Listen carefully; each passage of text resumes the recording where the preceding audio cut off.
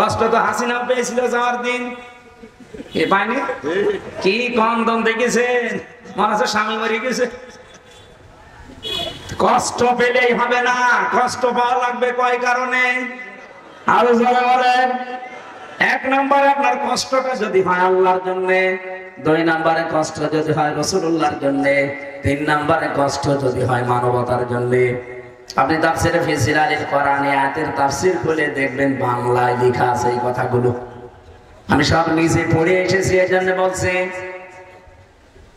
আর আসমানি বাসী খুব খেয়াল করে, পৃথিবীতে এই তিনটা কারণে যদি সত্যি আপনি কোনোদিন একটাও কষ্ট পেয়ে থাকেন, মাস্ট বি, আল্লাহর কসম, আল্লাহ আপনাকে কমপক্ষে 10 থেকে 70টা সুখ ভোগ করাবে। সিস্টেম অপর পৃষ্ঠায় দেখুন, আয়াতটা আল্লাহ রিপিট করেছেন, পরে আরেকবার বলেন ইন্নামাল উসরি ইসরা, অবশ্যই কষ্টের সাথে সুখ। এ বলার পরে তিনি রিপিট করলেন কেন আবার আরেকবার?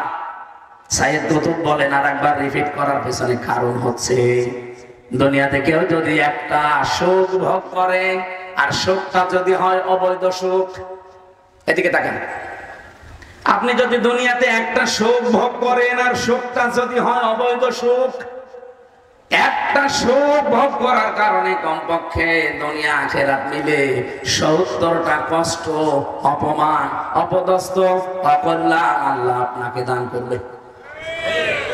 কি কিছু বুঝলেন? আপনি অবৈধভাবে যদি সুখ একটা ভোগ করে থাকেন, কষ্ট পাবেন কয়টা? 70টা। বলেন বলেন, আরেকবার বলেন। এবার আপনি মিলান আপনার জীবনে অবৈধ কোন সুখ আছে কিনা। এই যে পরকীয়া প্রেম যারা করে সুখ পায় না, বলছেন না, আপনি করেছেন?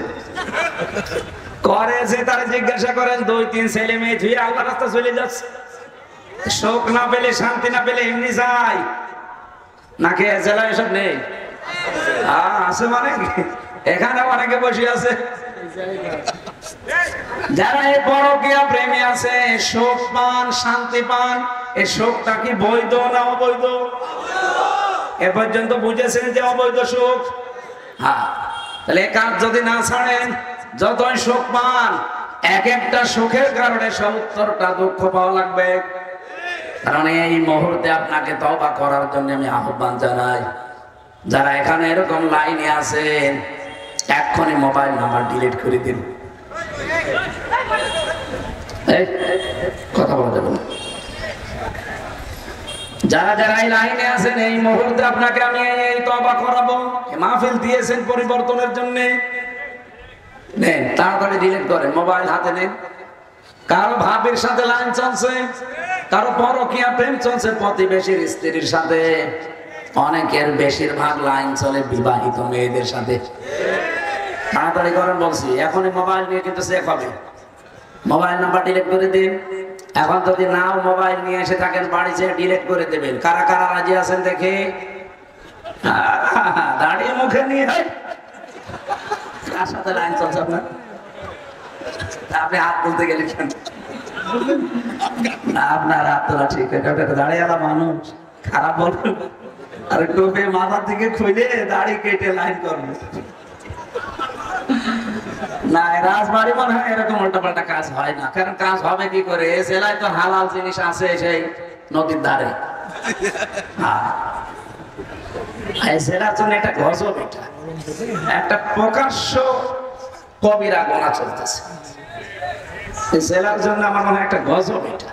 আল্লাহ আর কোন জেলা পাইল না, আমার জেলার জন্য একটা গজব আছে, এই লালনের মাজার।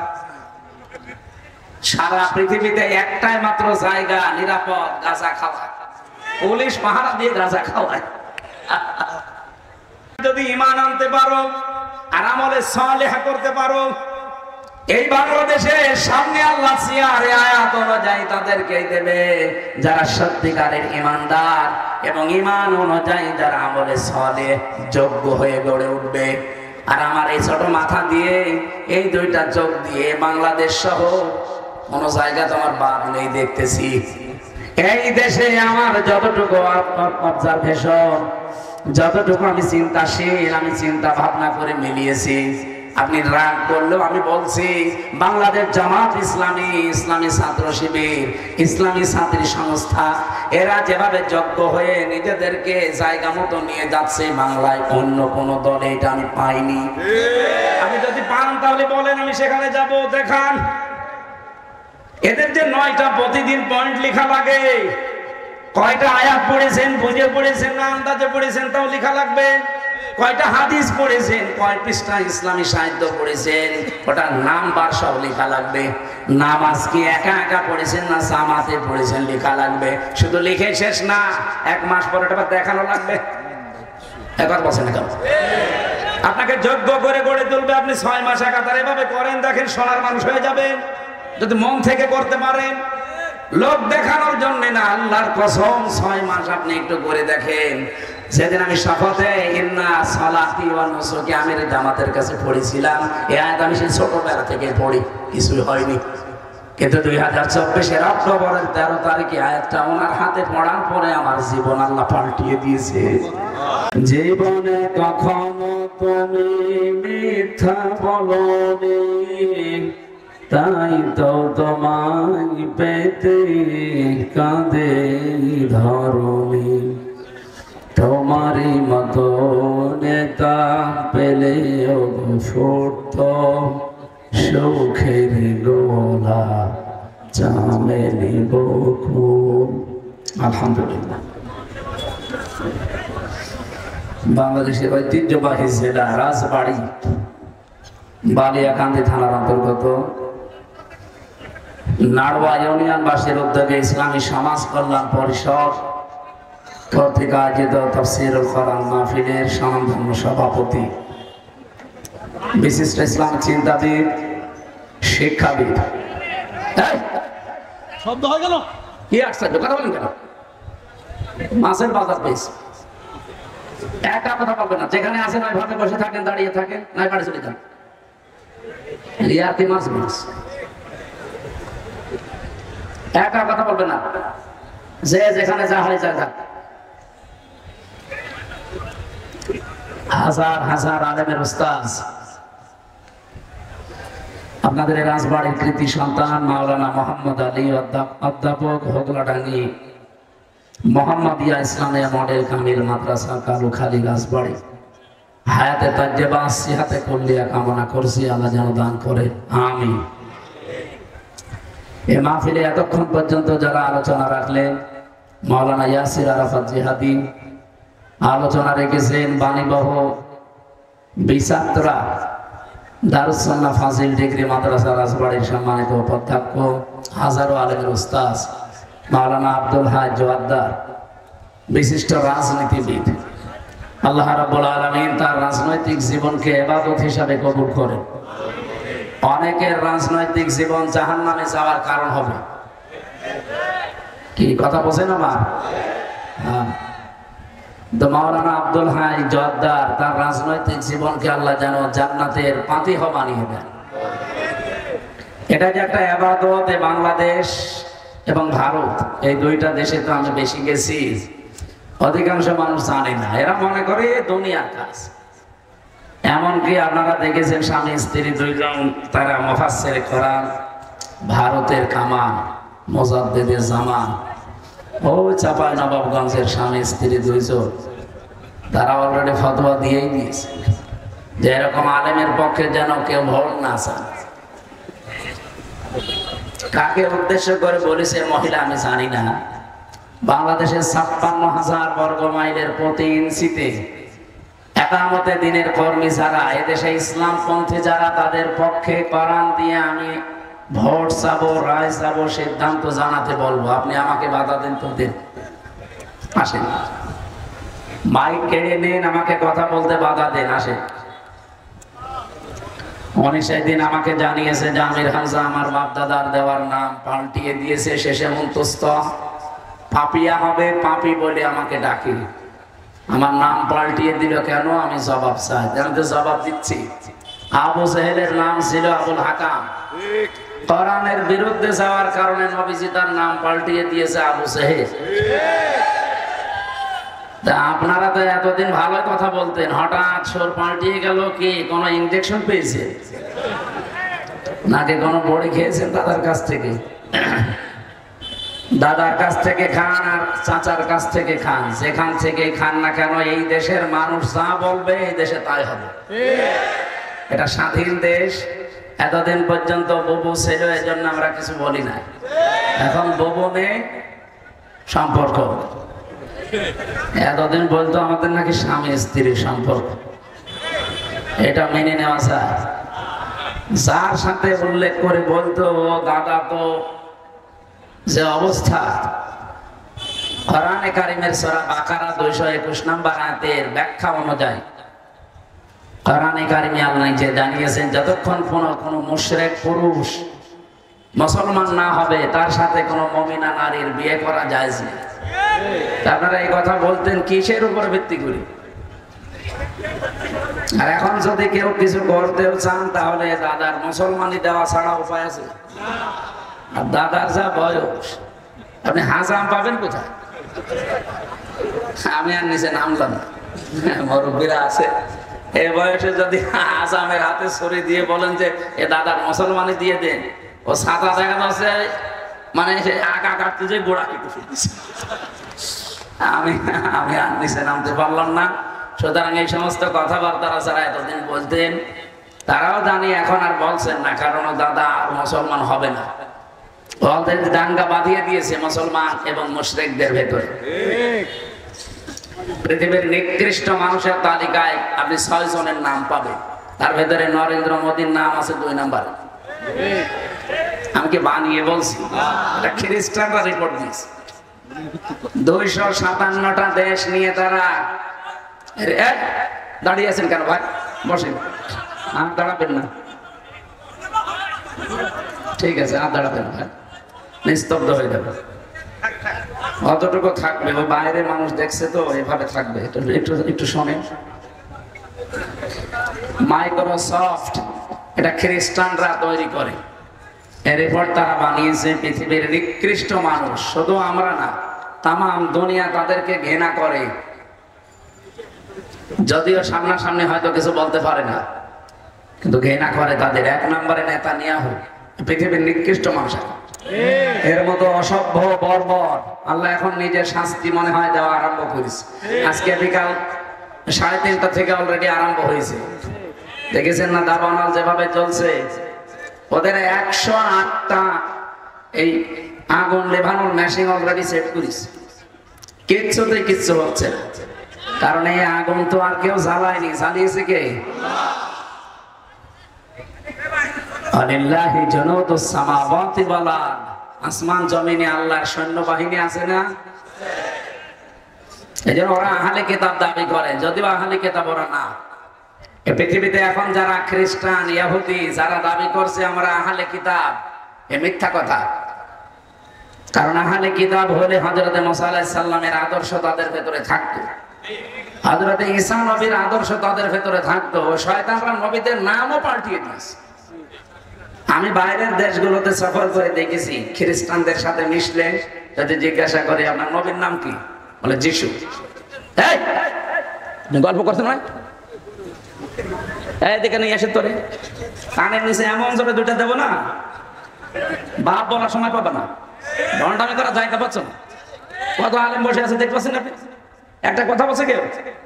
আপনার এত জরুরি কি যে মোবাইল কথা বলা লাগবে? আপনার সাইলেন্ট করে রাখেন 1 ঘন্টা।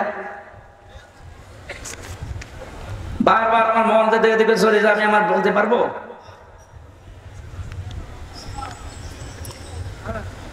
খ্রিস্টানদের নবীর নাম জিজ্ঞাসা করলে ওরা যিশু বলে, নবীর নামও পাল্টিয়ে দিয়েছে।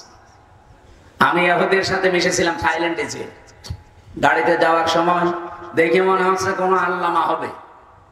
ওর সাথে যে ওর স্ত্রী আছে, 3-4টা ছেলে মেয়ে, একটা এই কাঁধে, একটা এই কাঁধে, একটা কাঁধে, একটা ওর হাতে, একটা পেটেও আছে মনে হয়। মানে সে হাত মোজা পা মোজা পরা। এরপরে ওর দৃশ্য দেখে এত বড় বড় দাড়ি, ওপরে সে পাগড়ি বাঁধা, আর জোব্বা তো পা পর্যন্ত। আমি মনে করলাম এ মনে হয় কোনো ফেরেস্তা হবে। আচ্ছা ভাই, হ্যালো ব্রাদার বলে ইংরেজিতে জিজ্ঞাসা করলাম ওনার, যে কি আপনার নাম কি? নাম বললো, নাম শুনে বোঝা যাচ্ছে। জিজ্ঞাসা করলাম জাতির নাম, ইহুদি। নবীর নাম কি? জোসেফ। জোসেফ মানে মুসা নবী।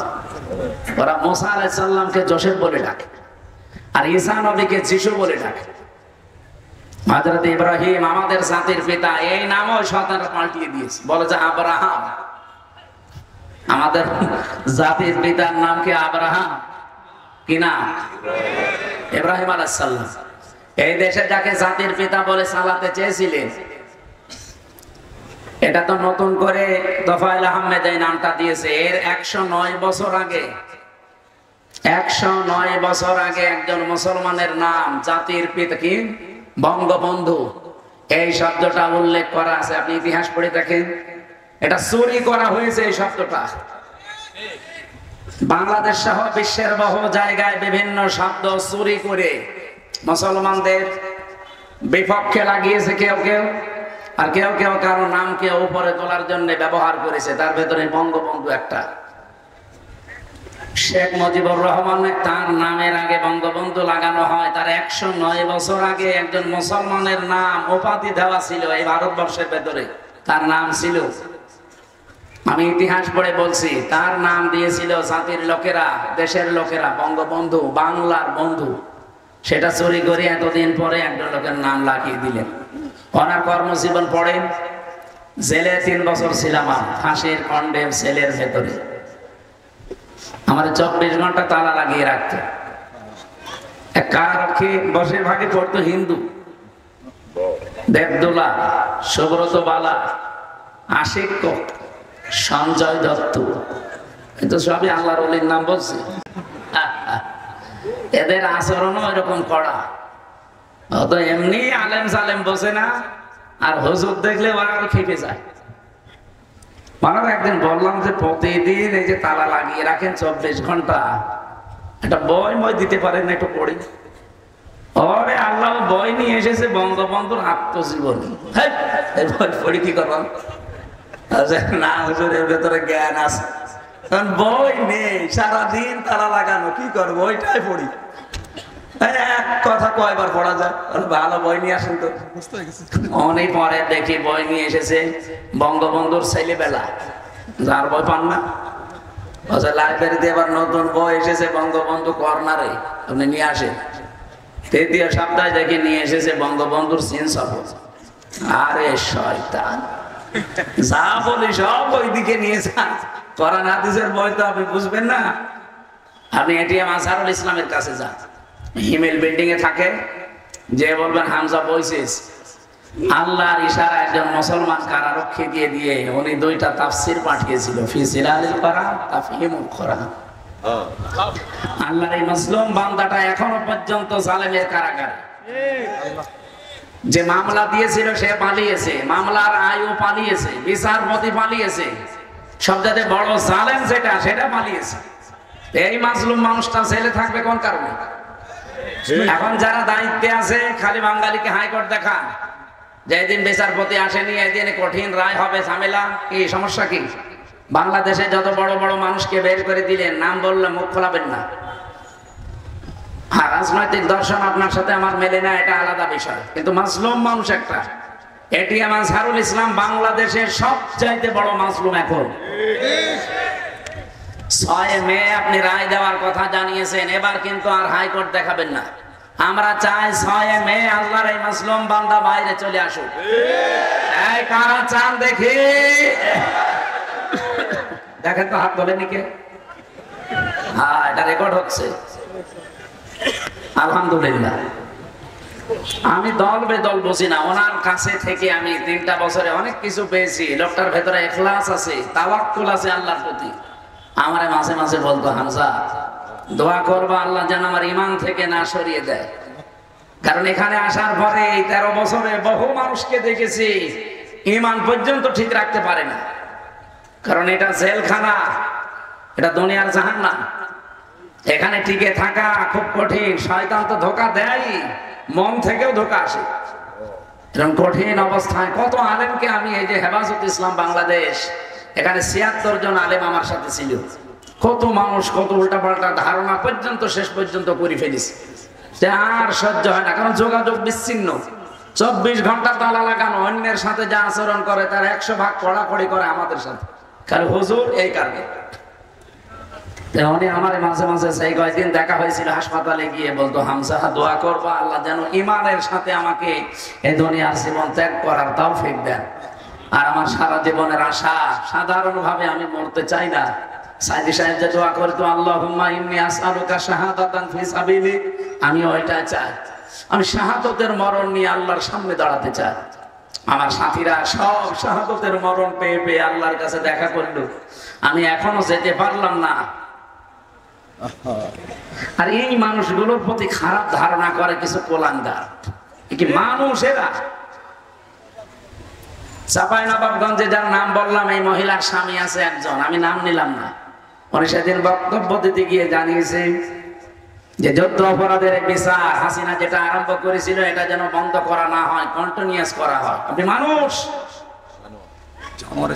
হাসিনা যা করেছে সব অবৈধ কাজ, একটা বৈধ কাজ দেখান। যতদিন ছিল ক্ষমতায় পুরাটা অবৈধ।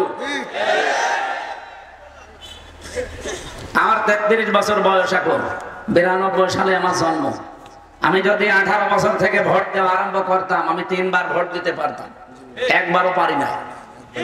আমি না একবার জেলে ছিলাম, মাফ করে দিলাম, বাকি 2 বার বলেন। আমি কার কাছে জিজ্ঞাসা করবো? আমি নিজেই তো ভিকটিম। সুতরাং এদেশে ভোট হয়নি, এতদিন যারা ছিল পুরাটা ছিল অবৈধ ভাবে। আর এখন ওখানে বসে বসে কাজ কাম তো নেই, কি করবে? এখন উল্টা পাল্টা কথা ছড়ায়, বিশ্বের মডেলদের কাছে বলছে আমি নির্বাচিত ছিলাম, আমাকে উৎখাত করা হয়েছে। আপনি এমন মিথ্যা কথা একটা হাসি মানুষ বলতে পারলেন? আপনি নির্বাচিত ছিলেন, কে ভোট দিয়েছে আপনাকে? আমি নিজেই তো দেইনি। এখানে আমার একটা আয়াত মনে পড়ছে, সূরা আলাম নাশরা, বলবো? এটা আমার আশার বাণী সঞ্চার করে। আল্লাহ রাব্বুল আলামিন বলেন, ফাইন্না মা'আল উসরি ইসরান, ইন্না মা'আল উসরি ইসরা। শব্দের দিকে খেয়াল করেন। আল্লাহ উসরুন দেওয়ার আগে আলিফ লাম দিয়ে তার আগে মা দিয়েছেন, এর আগে আবার ইন্না দেওয়া আছে, এর আগে ফা আছে। আমি চিন্তা করেছিলাম আয়াতটা নিয়ে, এটা তাফসীরে ফি জিলালিল কোরআন ঠিকাই পাবেন। সাইয়্যিদ কুতুব রাহমাতুল্লাহ আলাইহি ব্যাখ্যা দিতে গিয়ে লিখেছেন, আল্লাহ পাক কেন উসরুন শব্দের আগে আলিফ লাম দিয়ে নির্দিষ্ট করে দিলেন এটা মারিফা, কিন্তু ইসরা এটা আগে আলিফ লাম নেই, এটা অনির্দিষ্ট না কেরা করলেন কেন? মুফাসসির বলেন, দুনিয়াতে কেউ যদি একটা কষ্ট সহ্য করে, একটা কষ্ট যদি দুনিয়ায় কেউ পায়, 3টা কারণে মাস্ট বি, এজন্য আল্লাহ ইন্না দিয়েছেন, অবশ্যই তাকে আমার আল্লাহ কমপক্ষে 10 থেকে 70টা সুখ দুনিয়া আখিরাতে মিলে ভোগ করাবে। আপনারা সহজে না বুঝলেও আলেমরা বুঝে ফেলেছে। আপনি কষ্ট পেলেই শান্তি পাবেন 70টা না, কষ্ট পাওয়া লাগবে 3 কারণে। কষ্ট তো হাসিনাও পেয়েছিল যাওয়ার দিন, এ পায়নি? কি কন্দন দেখেছেন, মনে হচ্ছে স্বামী মরে গেছে। কষ্ট পেলেই হবে না, কষ্ট পাওয়া লাগবে কয় কারণে? আরো যারা বলেন। 1 নম্বরে আপনার কষ্টটা যদি হয় আল্লাহর জন্য, 2 নম্বরে কষ্ট যদি হয় রাসূলুল্লাহর জন্য, 3 নম্বরে কষ্ট যদি হয় মানবতার জন্য। আপনি তাফসীরে ফি জিলালিল কোরআনে আয়াতের তাফসীর খুলে দেখবেন বাংলায় লেখা আছে এই কথাগুলো।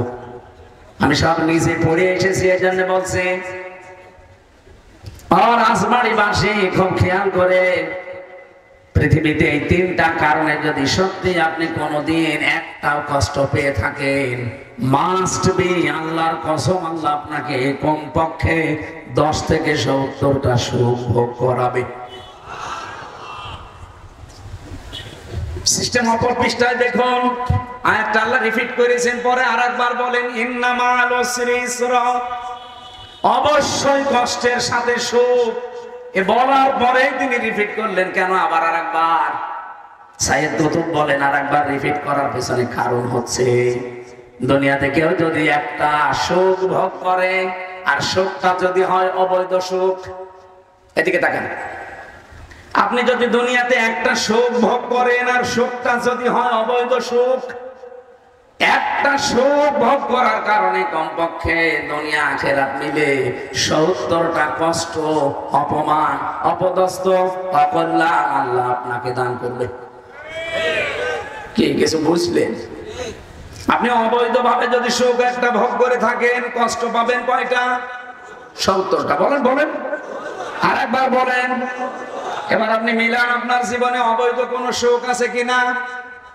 এই যে পরকীয়া প্রেম যারা করে সুখ পায় না, বলছেন না আপনি করেছেন, করে যে তারা জিজ্ঞাসা করেন ২-৩ ছেলে মেয়ে ধুয়ে আল্লাহ রাস্তা চলে যাচ্ছে, সুখ না পেলে শান্তি না পেলে এমনি যায় নাকি? জেলা এসব নেই আছে মানে এখানে অনেকে বসে আছে যারা এই পরকীয়া প্রেমে আছে, সুখ পান, শান্তি পান। এই সুখটা কি বৈধ না অবৈধ? এ পর্যন্ত বুঝেছেন যে অবৈধ সুখ? হ্যাঁ, তাহলে এই কাজ যদি না ছাড়েন, যতই সুখ পান, এক একটা সুখের কারণে ৭০টা দুঃখ পাওয়া লাগবে। কারণ এই মুহূর্তে আপনাকে তওবা করার জন্য আমি আহ্বান জানাই। যারা এখানে এরকম লাইনে আছেন, এক্ষুনি মোবাইল নাম্বার ডিলিট করে দিন। কথা বলা যাবে না। যারা যারা এই লাইনে আছেন, এই মুহূর্তে আপনাকে আমি এই তওবা করাবো। মাহফিল দিয়েছেন পরিবর্তনের জন্য, নেন তাড়াতাড়ি ডিলিট করেন, মোবাইল হাতে নেন। কারো ভাবির সাথে লাইন চলছে, কারো পরকীয়া প্রেম চলছে প্রতিবেশীর স্ত্রীর সাথে, অনেকের বেশিরভাগ লাইন চলে বিবাহিত মেয়েদের সাথে। তাড়াতাড়ি করেন বলছি, এখনই মোবাইল নিয়ে কিন্তু সেফ হবে। মোবাইল নাম্বার ডিলিট করে দিন। এখন যদি নাও মোবাইল নিয়ে এসে থাকেন, বাড়ি যেয়ে ডিলিট করে দেবেন। কারা কারা রাজি আছেন দেখে? দাঁড়িয়ে মুখে নিয়ে কার সাথে লাইন চলছে আপনার? আপনি হাত তুলতে গেলে কেন? আপনার হাত তোলা ঠিক আছে, দাঁড়িয়ে মানুষ খারাপ বলবেন। আর টোপে মাথার দিকে খুলে দাড়ি কেটে লাইন করবে না। রাজবাড়ি মনে হয় এরকম উল্টাপাল্টা কাজ হয় না। কারণ কাজ হবে কি করে? এ জেলায় তো হালাল জিনিস আছে সেই নদীর ধারে। জেলার জন্য এটা গজব, এটা একটা প্রকাশ্য কবিরা গোনা চলতেছে। জেলার জন্য আমার মনে হয় একটা গজব এটা। আল্লাহ আর কোন জেলা পাইল না। আমার জেলার জন্য একটা গজব আছে, এই লালনের মাঝা। সারা পৃথিবীতে একটাই মাত্র জায়গা নিরাপদ গাঁজা খাওয়া, পুলিশ পাহারা দিয়ে গাঁজা খাওয়ায়। আমার এই যে দুইটা আয়াত, এই 15.5 বছরে যারা ক্ষমতায় ছিল, বৈধ ভাবে না অবৈধ, তারা সুখ পায়নি। সুখটা কি বৈধ সুখ? আলোচনা বলেন।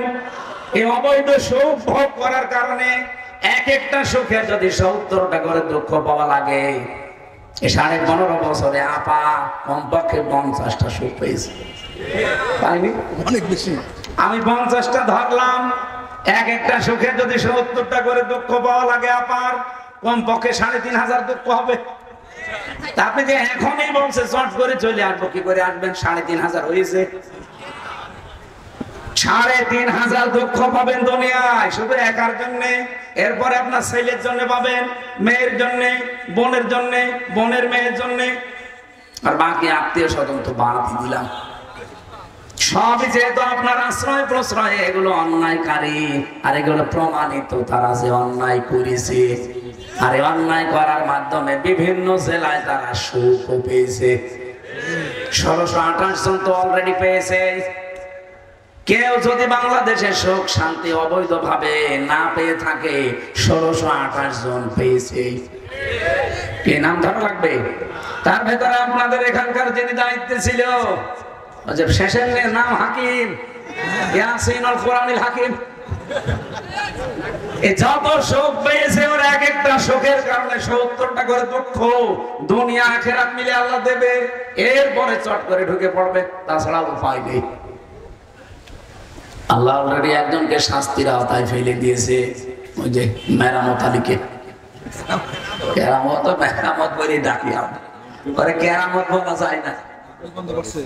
ভাই আরেকটা,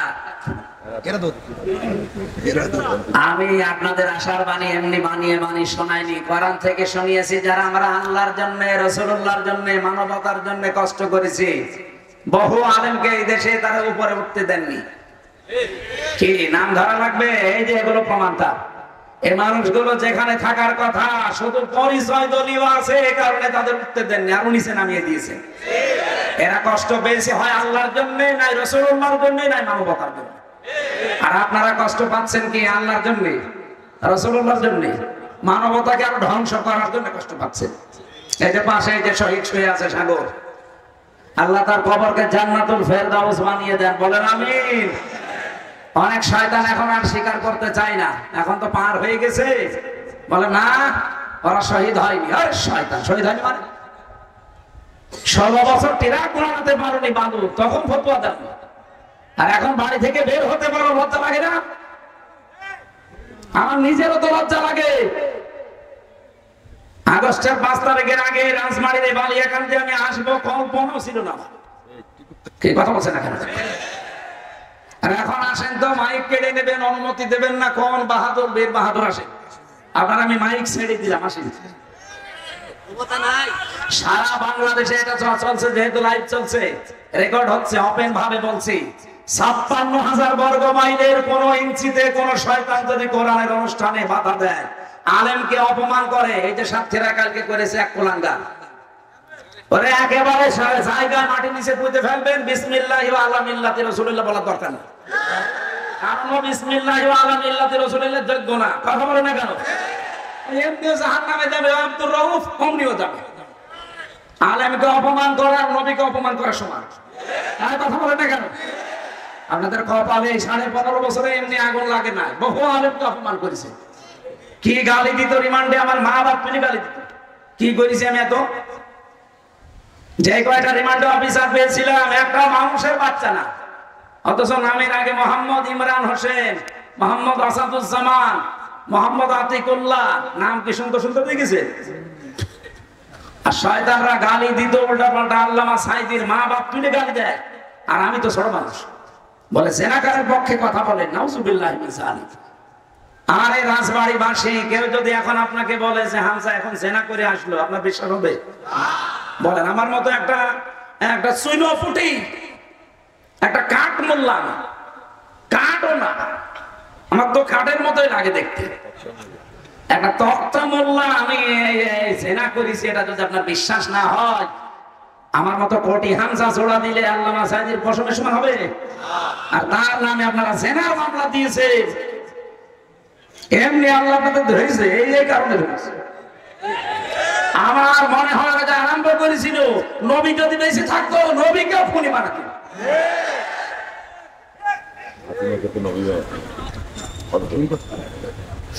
আমার ভাইরা, আমি আশার বাণী বলছিলাম না, এই জন্যই বলছি, যারা এতদিন সুখ পেয়েছেন, আপনি বিশ্বাস করতে পারেন কমপক্ষে দুনিয়া আখিরাত মিলে আপনাকে 70টা দুঃখ আল্লাহ দেবে। যদি না দেয় তাহলে আয়াত কি করবেন? করেন,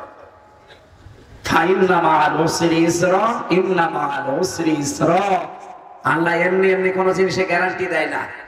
দেখেছেন, ইন্না লাগিয়ে দিয়েছেন মার আগে, অবশ্যই কষ্টের সাথে সুখ মিশিয়ে রেখেছি, তাই একটা দুইটা নাই। জানি ইসরার আগে আরিফ লাগে। আমি আয়াতের আগে বহুবার পড়েছি, কিন্তু একটু চিন্তা করে পড়ে দেখছি আল্লাহ তো আমাদের পক্ষে। কারণ এই দেশে যারা একটা করে আমরা কষ্ট ভোগ করেছি এতদিন, আল্লাহ অবশ্যই আমাদেরকে 70টা করে শান্তি ভোগ করাবে। আর বাংলার 96% মুসলমান আমরা সর্বোচ্চ শান্তি সুখ পাবো ওই দিন যেদিন 56,000 বর্গ মাইল কোরআন দিয়ে চলছে। হ্যাঁ, কথা বলেন। আমরা চাই না এটা দিয়ে বাংলাদেশ চলুক। কারা কারা দেখতে চান? লিল্লাহি তাকবীর। শুধু না না না, ঠিক আছে,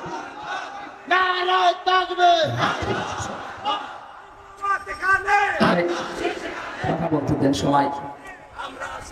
আমরা শুধুমাত্র হাত তোলায় বিশ্বাসী না, আগামীতে সময় কিন্তু আসতেছে। এই যে আমার পাশে বসে আছে 300 জন এমপি সামনে হবে। আমি রাজনৈতিক কথা বলছি না, যদি মনে হয় হ্যাঁ এটাই আমার রাজনীতি, 300 জন এমপি সামনে যাবে, এর মধ্যে 151 জন যদি কোরআনে কারীম বুকের ভেতরে নিয়ে সংসদে যেতে পারে, আমি গ্যারান্টি দিচ্ছি সংসদের প্রথম অধিবেশনে এরকম মানুষগুলো বলবে যে মাননীয় স্পিকার, আমরা নামাজের বিল চাই। আল্লাহর নির্দেশে এটা, আল্লাযীনা ইম্মাক্কান্নাহুম ফিল আরদি আকামুস সালাহ। আমার এরকম বান্দাদের যদি আমি ক্ষমতা দেই, তারা প্রথম দিনই নামাজের বিল আনবে। আর আমার বিশ্বাস মাওলানা আব্দুল হাই জব্বারের মতো মানুষ, মাওলানা নুরুল ইসলামের মতো মানুষ যদি সামনে বুকে কোরআন নিয়ে যেতে পারে সংসদে, 151 জন মাত্র, এরা যে প্রথম অধিবেশনে যদি বলে আমরা নামাজের বিল চাই, উনি বলবে হাত তোলেন, এরকম 151 জন হাত তুললে নামাজের বিল খায় হয়ে যাবে।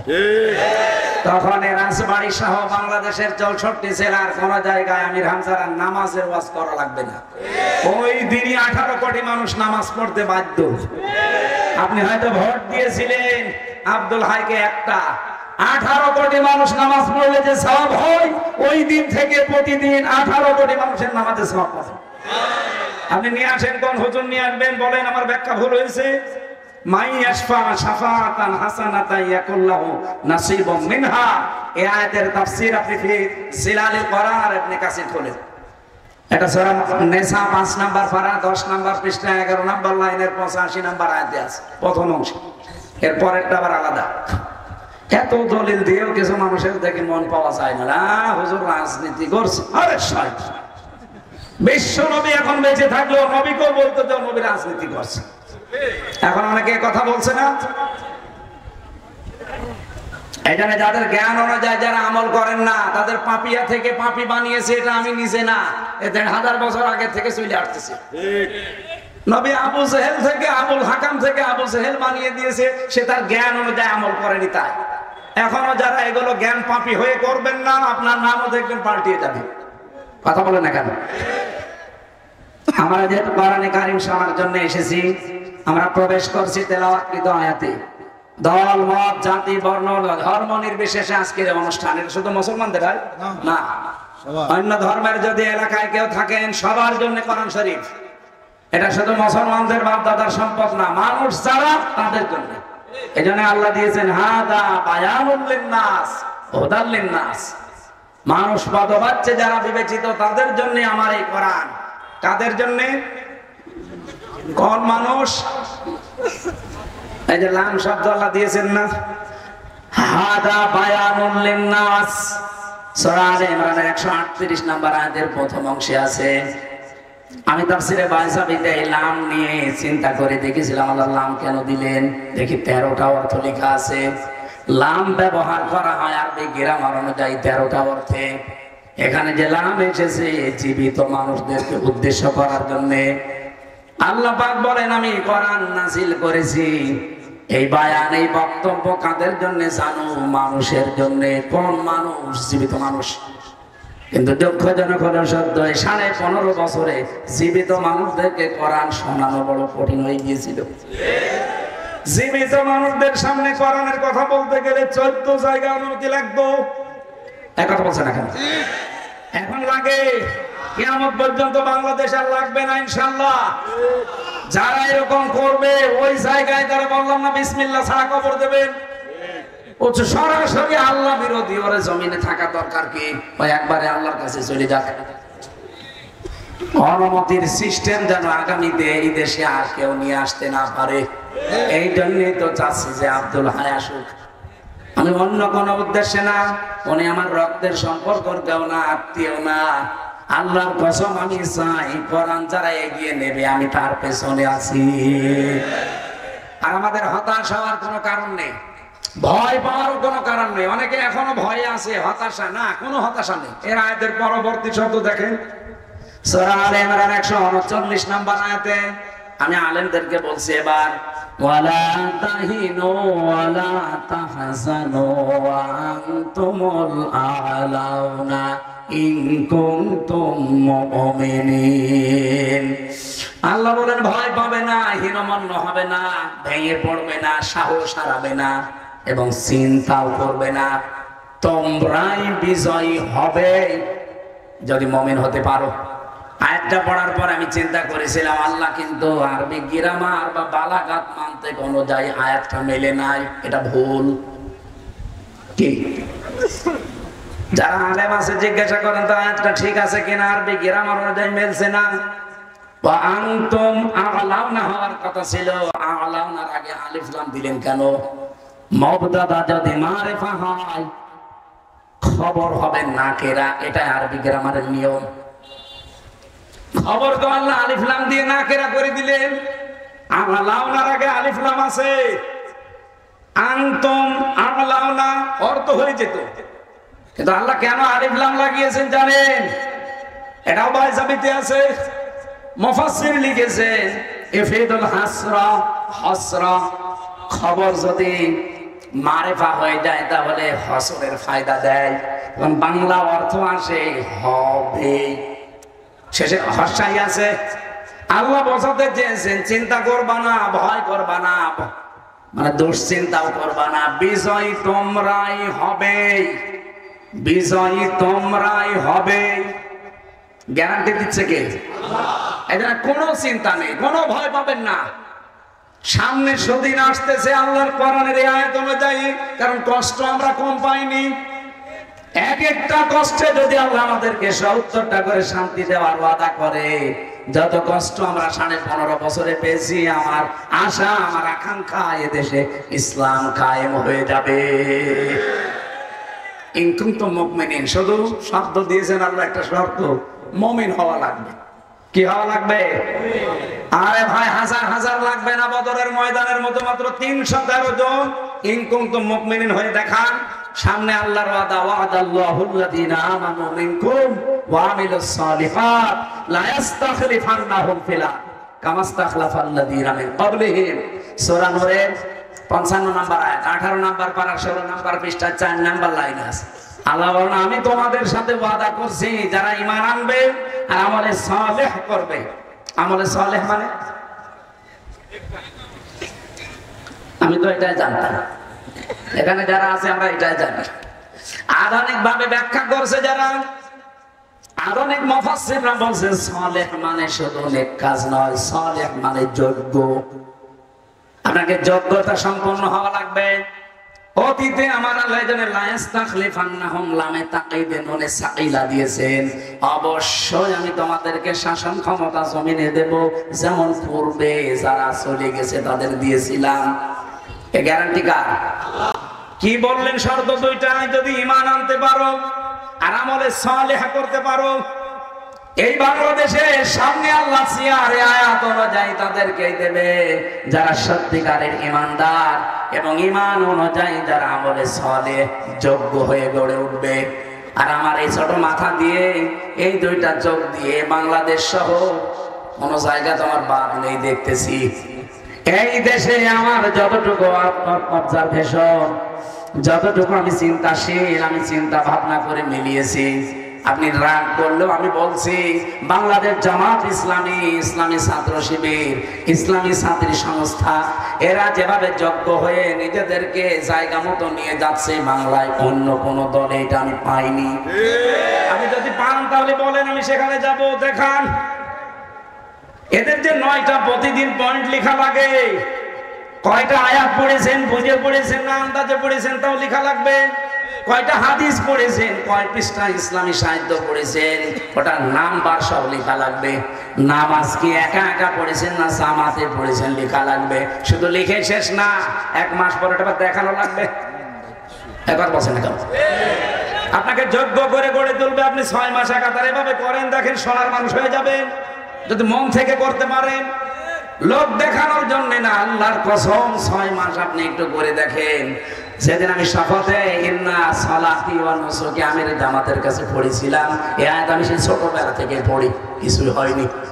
কিন্তু 2024-এর অক্টোবরের 13 তারিখে আয়াতটা ওনার হাতে পড়ার পরে আমার জীবন আল্লাহ পাল্টিয়ে দিয়েছে। কারণ আমার এই পড়া আর আগের পড়া এক ছিল না। قل إن صلاتي ونسكي ومحياي ومماتي لله رب العالمين।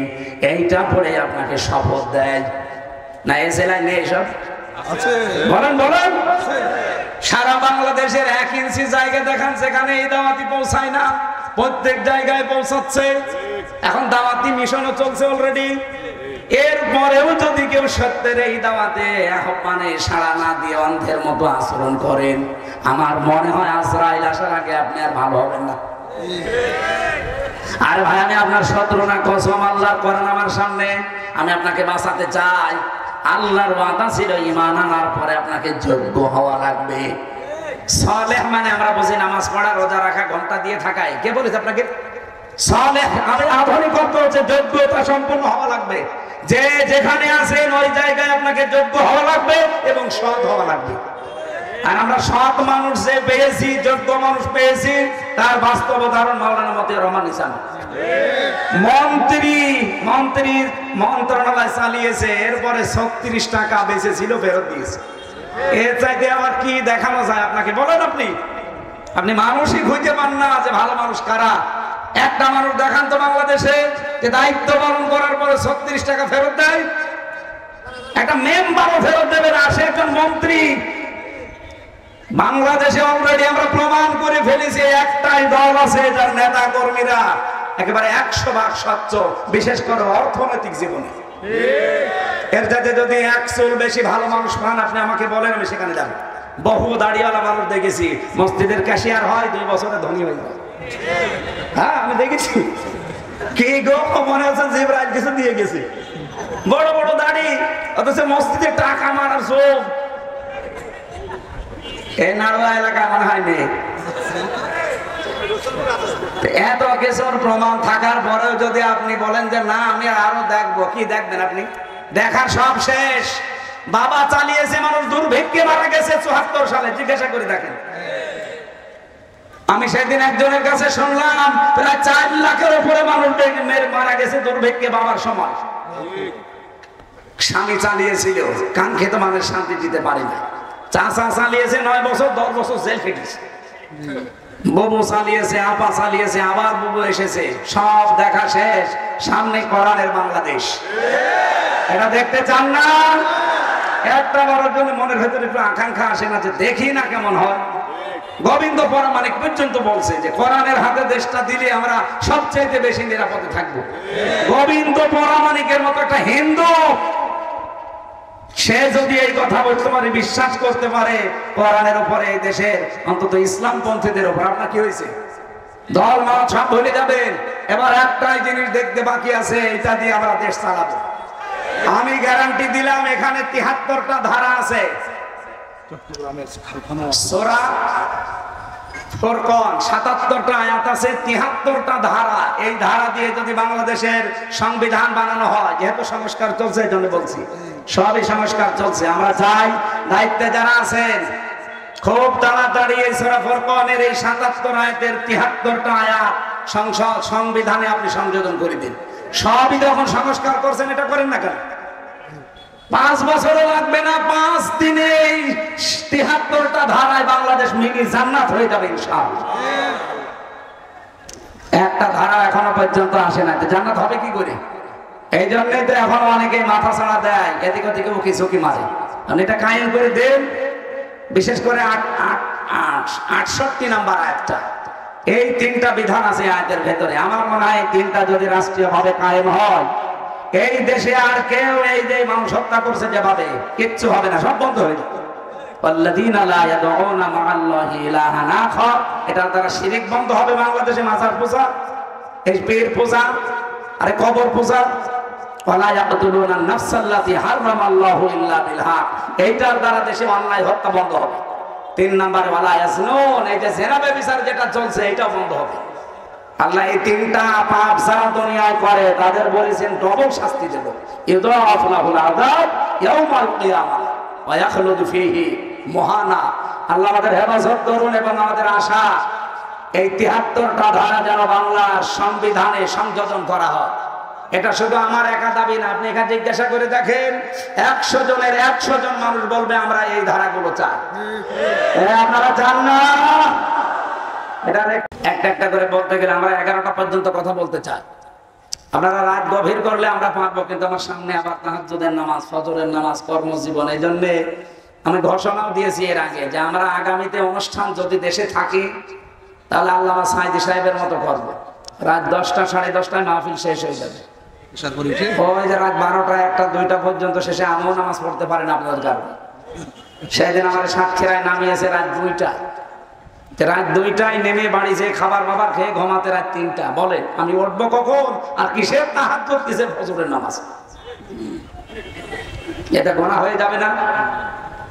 এই জন্য সাঈদী সাহেব যে নিয়ম করেছিল, আমরা আগামীতে এটা করতে চাই। আপনারা সাড়া দেবেন, এশার নামাজ পড়ে আমাদের তুলে দেবেন প্রধান বক্তা, আর মাগরিব থেকে এশা পর্যন্ত আপনাদের এলাকার কোনো আলেমকে দিয়ে মাহফিল শেষ করে দেবেন। তো সব দিকে অন্তত ভালো হবে। তাফসীরুল কোরআন মাহফিল শুনলেই যার নাম মনে হয়, তার নাম কি? তার নিয়মটা ধরে রাখা লাগবে না? আল্লামা দেলাওয়ার হোসাইন সাঈদী শহীদ রাহমাতুল্লাহ আলাইহি। কিন্তু এখনো দেখি অনেক শয়তান তারে শহীদ বলতে রাজি না, বলে না উনি এমনি মরে গেছে। এমনি মরে গেছে মানে ওনাকে মেরে ফেলা হয়েছে। আর আমি নিজে তো প্রমাণ আমার সামনে দিয়ে নিয়ে গেছি। ভালো মানুষ, ওনার হাড়ে যদি এত সমস্যা থাকবে তো ওই দিন উনি নিজে বসে থাকলো কি করে? হাড়ের ওইভাবে রোগী হলে বসে থাকতে পারে? আবার হাসি দিল কি করে? আমি একদিন পেয়েছিলাম মাত্র 3 বছরের ভেতরে আল্লাহর এই গোলামকে, আমার মাথায় হাত দিয়েছিল 10 মিনিট মাত্র। আমার মনে হচ্ছে এখনো হাতটা লেগে আছে। সুতরাং শহীদ উনি আল্লামা দেলাওয়ার হোসাইন সাঈদী রাহমাতুল্লাহ আলাইহি। আপনি না মানতে পারেন, আপনি মানলেই কি আর না মানলেই কি? আমরা যেহেতু মুমিন হলে এই সমস্ত সুসংবাদগুলো সামনে আসতেছে যেগুলো বললাম, আল্লাহ রাব্বুল আলামিন বিজয় আমাদেরকে করবে না, শুধু করবে। এই কারণে আমরা মুমিন হতে চাই, আর যেটায় প্রবেশ করলে মুমিন হওয়া যায়। আমি 9টা বিষয় পেয়েছি এই আয়াতের ভেতরে, আমরা সামারাইজ করে 5টা বলবো। আপনারা থাকবেন কিনা 5টা পর্যন্ত বলেন। ওঠাটি করা যাবে না, জবান খুলে কোরআনের আয়াত থেকে আগে পড়ে। মেয়েরা এসেছে অনেক, 4টে প্যান্ডেল মেয়েদের, 5টা। ঠিক আছে, দেখি শেষের পয়েন্টটা মেয়েদের জন্য বলবো। আউযু বিল্লাহি মিনাশ শাইতানির রাজিম। বিসমিল্লাহির রহমানির রহিম। এই ভাই, আমার ওয়াজে ফেলে আপনি চলে যাচ্ছেন না? বসেন। রওশনের সাথে বাতাস লাগে না কেন? এটা সরিয়ে এটা ওই সারের পেছনে সামনের দিকে দেবো না, এটাই থাক, এটাই হবে, এটাই হবে। উইন্ডের পাওয়ার নেই কে? ফ্যান গুলো হয়ে গেছে সে রওশনের সাথে মতো, জীবন যৌবন সব শেষ। ওই যদি হয় বিরোধী দলীয় নেত্রী, এই জন্য একটু মানে যদি জ্বর মর থাকে অন্তত কালা কাপড় মতো জ্বর বাড়িয়ে দেয়। কালা কাপড় এখন শেষ, ওটা দিয়ে আর হবে না। সূরা বাকারার 208 নম্বর আয়াতে উসুলে তাফসীরের মূল নীতি অনুযায়ী আমরা আরম্ভ করছি। দেখি কয়টা পয়েন্ট বলা যায়। 1 নম্বরে আমরা তেলাওয়াত করলাম, শুদ্ধ তেলাওয়াত, এরপরে বাংলা অর্থ বলতো। হে ইমানদারেরা তোমরা প্রবেশ করো, উদখুলু যেহেতু বহু বচন, সবাই মিলে, ফিস সিলমি, এখানে সালমুন বা সিলমুন, সিনের উপরে জবর দিলে হয় সালমুন, বাংলা অর্থ হচ্ছে শান্তি। আর সিলমুন জের দিয়ে পড়লে এর বাংলা অর্থ হয় ইসলাম। এখানে যেহেতু সিলমুন আছে তার মানে ইসলাম শব্দ হবে। তোমরা ইসলামে প্রবেশ করো, কেমন ভাবে? কাফা, পরিপূর্ণ ভাবে। আমি এবার ফি সিরাজিল কোরআন থেকে বলছি। মুফাসসির সাইয়্যিদ কুতুব রাহমাতুল্লাহ আলাইহি লিখেছেন, কেউ যদি ইসলামে পরিপূর্ণ প্রবেশ করতে চায় তাহলে তার সিমটাম কি হবে? আপনি কি করে বুঝবেন যে আমি ইসলামে পরিপূর্ণ প্রবেশ করেছি? পরিপূর্ণভাবে ইসলামে প্রবেশ করতে হলে 9টা বিষয় কোরআন থেকে আমি বের করেছি। বললাম না সামারাইজ করে মাত্র 5টা বলবো। এই 5টার ভেতরে যদি আপনি দেখেন যে আমি আছি, আপনি বিশ্বাস করতে পারেন যে হ্যাঁ আমি পরিপূর্ণ ইসলামে আল্লাহর ঘোষণা অনুযায়ী প্রবেশ করেছি। বলেন সুবহানাল্লাহ। সূরা বাকারা, আল্লাহ রাব্বুল আলামিন এত বড় সূরা কোরআনে আর দেয়নি।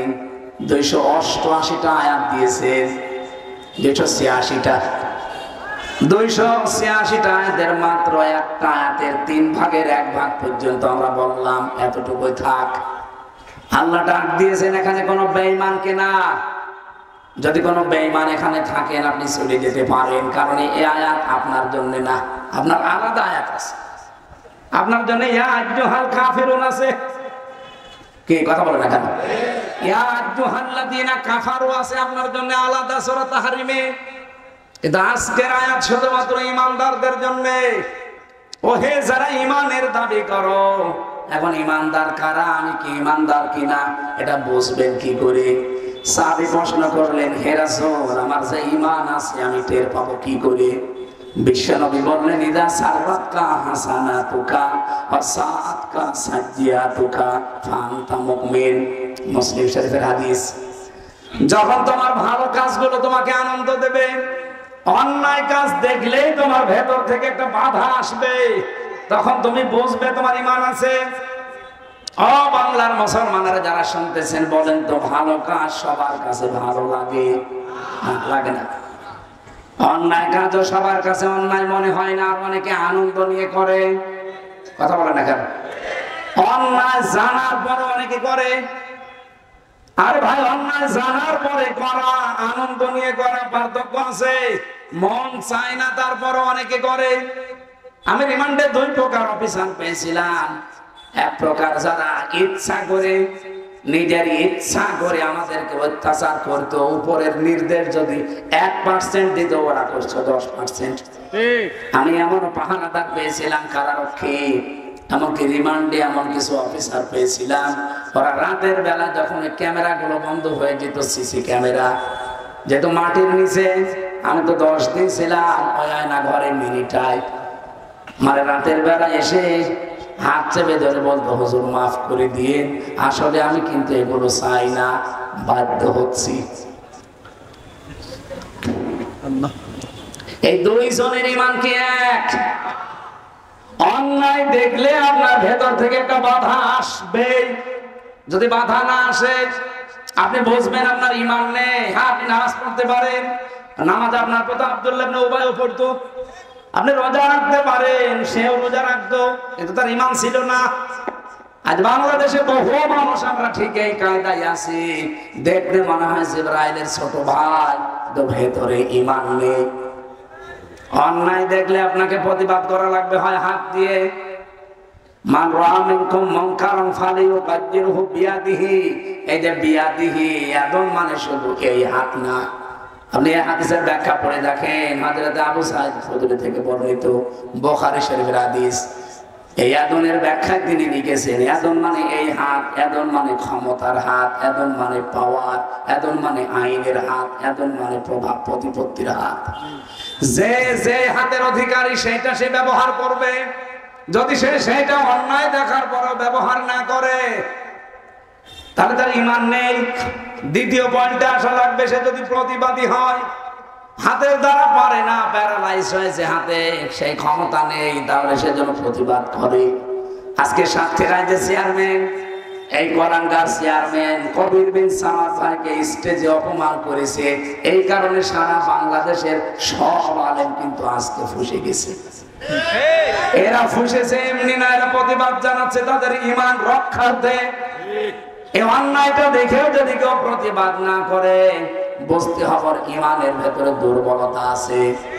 3 নাম্বার পয়েন্টে ছিল, আপনি যদি এটাও না পারেন, অন্তত অন্তরে ঘৃণা করবেন আর পরিকল্পনা করবেন কি করে এই অন্যায়টা বন্ধ করা যায়। এটা যদি আপনার ভেতরে যে যা করছে করুক, লা ইলাহা ইল্লাল্লাহ, তাহলে আপনি বুঝবেন আপনার ঈমান নেই। কারণ আদাফুল ঈমান ইসমে তাফসিল, এটা এর চাইতে নিচে আর কোনো ঈমান নেই। এটা ঈমানের সর্বনিম্ন স্তর। এই যে 3টা বললাম ধাপে ধাপে, আপনি কোনটাতে আছে বলেন? অন্যায় দেখে, এখন যেহেতু আগস্টের 5 তারিখের আগে নেই, এখন এপ্রিলের 24 তারিখ চলছে। কথা বলেন না কেন? আগামী আবার 2-2.5 মাস পরে কিন্তু আগস্ট আসতেছে। এই আগস্ট আসার আগে আমরা চাই এদেশের নিরপরাধ যারা এখনো পর্যন্ত বিনা কারণে হাসিনার বানানো জেলখানায় জেলে আছে। এই নিরপরাধ এই মাসলুম মানুষদেরকে মুক্ত জীবনে সবগুলো বের করে দেওয়া লাগবে।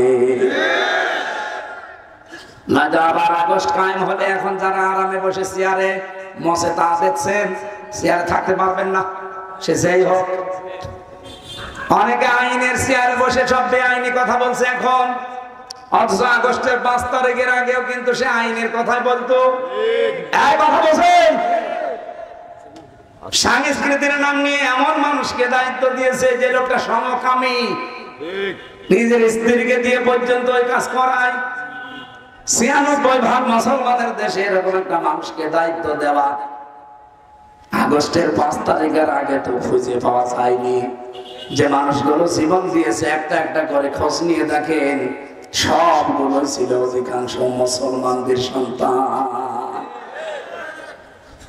এটা আগামী আগস্ট আসার আগে নিজেকে সামলান, পরিবর্তন করেন, সংশোধন করেন। আমরা চাই না আবার আগামী আগস্ট এই বাংলাদেশে উল্টাপাল্টা আগস্ট ফিরে আসুক, কারণ আগস্ট আসলে একটা ঝামেলা। কথা বলেন না কেন? আগস্টের 5 তারিখে মেয়ে শেষ, 15 তারিখে বাবা শেষ। আবার যদি আগস্টের কোনো তারিখ আসে, চেয়ারে আন্দাজে যারা বসে আছেন তারাও শেষ হয়ে যাবে। 64 জেলায় কম বেশি আমি যাচ্ছি, অবস্থা সবই কিন্তু এরকমই, সবাই খুশি আছে। আপনারা আর কত তাল বাহানা করবেন এই মাসলুম মানুষটার সামনে? আমি নিজে ছিলাম, এই জন্য বারবার বলছি, আল্লাহর কসম লোকটাকে ছেড়ে দেওয়া লাগবে 6 তারিখে। যদি এর বড় তাল বাহানা করেন, আমির জামাত যে ঘোষণা দিয়েছিল স্বেচ্ছায় লক্ষ লক্ষ মানুষ নিয়ে আমি কারাবরণ করবো, আপনি জায়গা দেবেন কোথায়? সারা বাংলাদেশ মিলে যত কারাগার আছে মাত্র 1,10,000 মানুষ ধরে, এর যাতে মানুষ বেশি ধরে না, রাখবেন কোথায়? শেষে কিন্তু আবার আগস্টের 5 তারিখ চলে আসবে। এটা নিজেরা যদি আরামে থাকতে চান, আমাদেরকেও স্বস্তিতে থাকতে দিতে চান, আশা করছি শুধু এটিএম আজহার না, যত নিরপরাধ মানুষ এই 15.5 বছরে বিনা কারণে মিথ্যা মামলায় মিথ্যা সাক্ষীর কারণে জীবন নষ্ট করছে, সবগুলোকে বের করে দেওয়া লাগবে। অনেক মানুষ এখনো পর্যন্ত, কালকে একজন বলছিল না ওনার সাজা হয়ে গেছে এই জন্য ওনারা ছাড়া যাচ্ছে না। ওনার সাজা হওয়ার কারণে যদি ছাড়া না যায়, তারেক জিয়া 8 বছর সাজা ছিল, কি করে ছাড়লেন? ওনারা ছেড়ে দিয়েছেন, আমি দুঃখিত, আমি আর আনন্দিত। ওনারা আগে ওরা ছাড়ার দরকার ছিল, কারণ মিথ্যা মামলা। হ্যাঁ, বাবরকে 17 বছর পরে ছাড়লেন কোন কারণে? তারেক জিয়ার স্ত্রী ডাক্তার জোবাইদা রহমান 3 বছর সাজা হয়েছিল, ছাড়লেন কি করে? ম্যাডাম খালেদা জিয়া 6 বছর সাজা হয়েছিল, ছাড়লেন কি করে? আপনারা উল্টা পাল্টা ফতোয়া দেবেন না ভাই, আপনি তো ফতোয়া দেওয়ার যোগ্য না, আমি মুফতি, ফতোয়া আমি দেব। সুতরাং ফতোয়া উল্টা পাল্টা দেবেন না। ফতোয়া কিন্তু আমরা তৈরি করছি, ফতোয়ার কারখানা নিয়ে বসে আছি। জিজ্ঞাসা কর, ফতোয়ার কারখানা না আমরা? আপনি ফতোয়া দিচ্ছেন যে না ওনার সাজা হয়ে গেছে, ছাড়া যাবে না, তাহলে এই যে যেগুলো ছাড়লেন বলেন কোন ফতোয়া দেবেন এবার? নিজের বেলায় 16 আনা, অন্যের বেলায় 2 আনা না? এই বৈষম্য ছিল, এই জন্যই তো 2732 জন মানুষ জীবন দিল। 34,000 মানুষ এখন হাসপাতালে পড়ে আছে বিভিন্ন জায়গায়, এরা খেলা করার জন্য জীবন দেয়নি।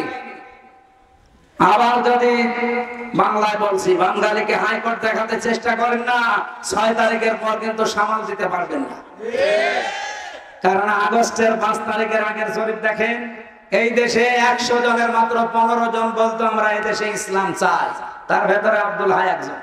কি ওনারা জিজ্ঞাসা করেন চাইতো না? চাইতো। এখন এই যে এপ্রিলের 17 তারিখের একটা রিপোর্ট পেয়েছি, আজকে তো 24 তারিখ, 17 তারিখের রিপোর্টে এসেছে এই দেশের এখন 100 জনের 77 জন মানুষ বলছে আমরা এই দেশের রাষ্ট্রীয়ভাবে ইসলাম চাই। আর আমরা এগুলো বানিয়ে নিয়ে, এগুলো সব খ্রিস্টানরা বানিয়েছে রিপোর্ট। এমনি মোদির মাথা খারাপ হয়ে গেছে,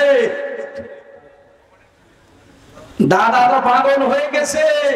100 জনের 77 জন এমনি তো আর নম নম করছে না। সেদিন ইউনুসকে দেখে কি বলেছিল, বাবা নম, এমনি করে না, পেছনে কোনো কারণ আছে ভাই।